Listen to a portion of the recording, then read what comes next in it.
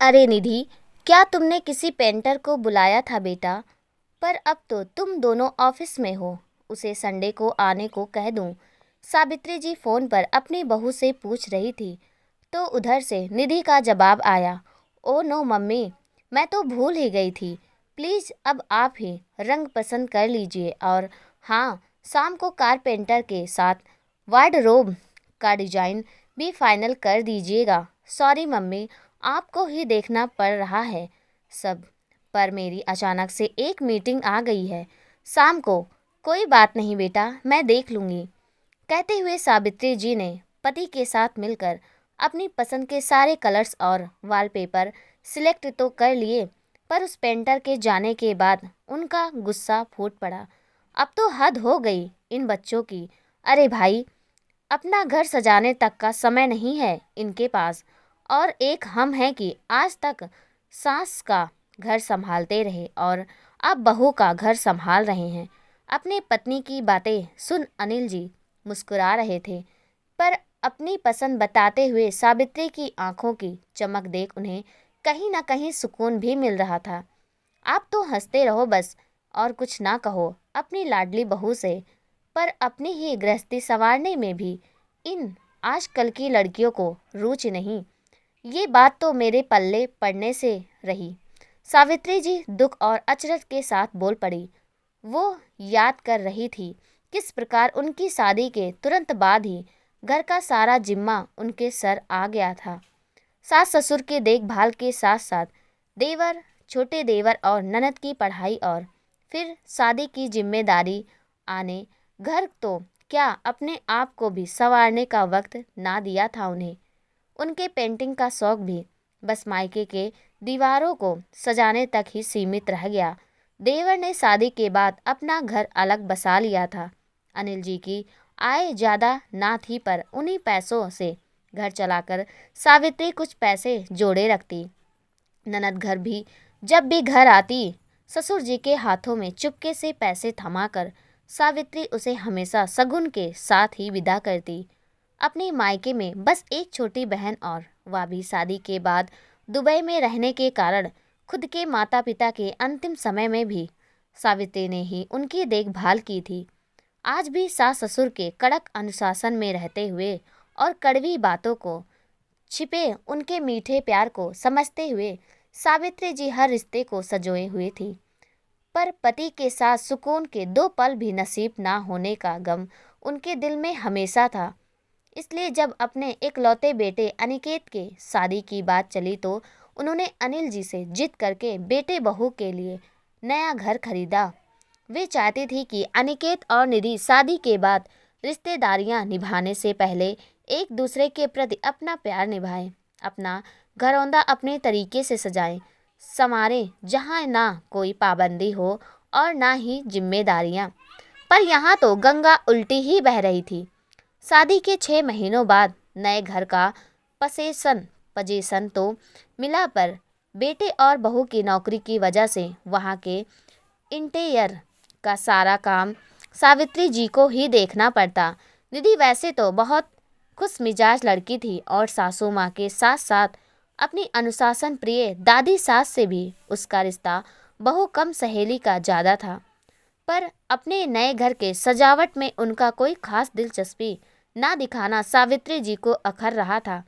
जैसे तैसे 2 महीनों बाद इंटीरियर का काम खत्म हुआ और सावित्री जी ने घर में सबसे परामर्श कर गृह प्रवेश के लिए एक अच्छा सा मुहूर्त तय किया।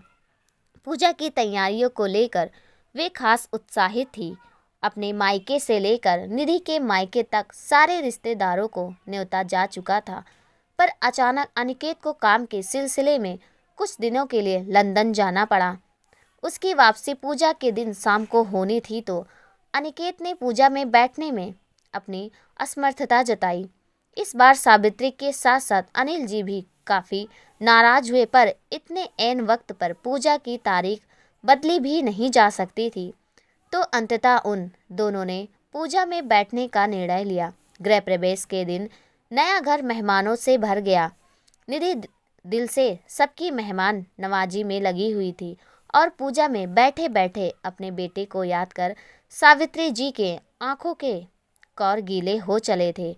आखिर शाम तक अनिकेत वापस आया तो अनिल जी ने खुशी से कहा, बेटा तुम दोनों के नए घर में तुम्हारा स्वागत है। तुम्हारी अनुपस्थिति में हमने पूजा तो संपन्न कर ली, पर मैं चाहता हूँ अब घर में पहला दिन तुम दोनों एक दूसरे के साथ बिताओ। और उन्होंने सारे रिश्तेदारों को अपने घर चलने की गुजारिश की।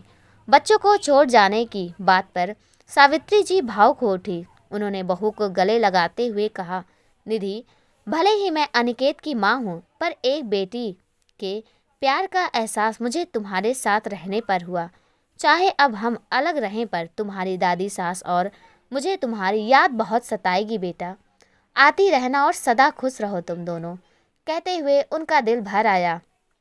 तो क्या आप अपनी इस बेटी की एक और ख्वाहिश पूरी करेंगी मम्मी? निधि अचानक ही बोल पड़ी।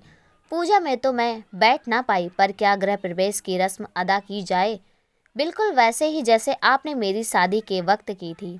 निधि की इस मांग से सभी अचरज में पड़ गए, पर बहू का मन समझ सावित्री जी ने अपनी बहन और ननद के साथ मिलकर गृह प्रवेश की सारी तैयारियां की। चावल से भरा कलश द्वार पर सजाकर आरती का थाल हाथ में लिए उन्होंने निधि की ओर संकेत किया तो निधि व थाल दादी सास के हाथ में देते हुए सावित्री जी का हाथ पकड़ उन्हें घर से बाहर ले आई और कहा, धकेलिए इस कलश को माँ और कीजिए प्रवेश अपने घर में।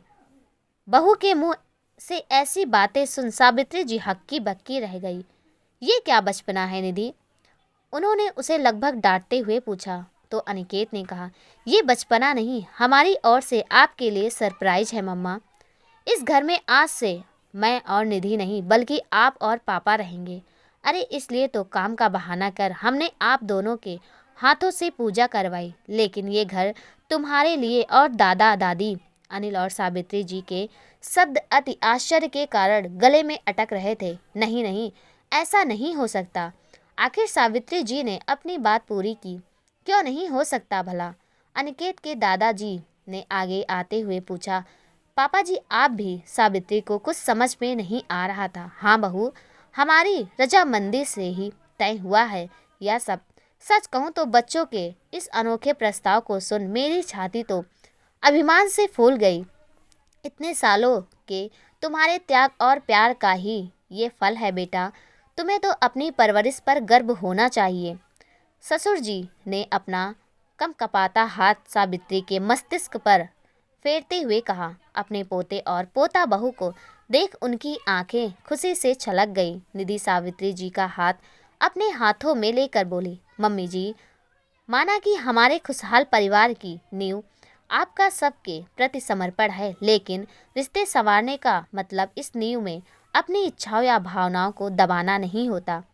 आप हमेशा से अपना घर अपने हाथों से सजाना चाहती थी ना, तो अब देखिए हमने आपके जाने बिना ही चतुराई से सारा इंटीरियर आपके हाथों आपके तरीके से करवा लिया। जो आप मेरे लिए चाहती है माँ, वो मैं पहले आपके लिए चाहती हूँ। तो सौंपेंगी ना आप अपनी थोड़ी सी जिम्मेदारियाँ मुझे भी? सावित्री ने जैसे ही अपने सासू माँ की तरफ देखा, उसके कुछ कहने से पहले ही वे बोल पड़ी। देख सावित्री, इन लोगों जैसी बड़ी बड़ी बातें करने तो हमें ना आवे हैं, पर वो क्या कहते हैं आजकल की भाषा में, हाँ मी टाइम वो ले ले तू अब। जरा मैं भी तो अपने पोता बहू के लाड लड़ाऊं। और हाँ तो मेरी चिंता ना कर। अरे अपने पर पोते का मुंह देखे बिना मुझे कुछ ना होए है। और हंसते हंसते उन्होंने अपने आशीर्वाद का तिलक अपने बेटे और बहू को लगाया। सावित्री जी की आंखें निरंतर बह रही थी। उन्होंने एक हाथ में अपनी सास और दूसरे में अपनी बहू का हाथ लेकर जैसे ही अपने अरमानों का कलश अंदर की ओर धकेला, तो चावल के हर एक दाने के साथ हजारों खुशियाँ घर में छा गई। दोस्तों, ये कहानी कैसे लगी कमेंट में ज़रूर बताइएगा, और कहानी पसंद आए तो प्लीज़ चैनल को सब्सक्राइब कर दीजिएगा। इसी कहानी के साथ वीडियो का एंड करती हूँ। मिलती हूँ एक नई कहानी के साथ। तब तक के लिए नमस्कार।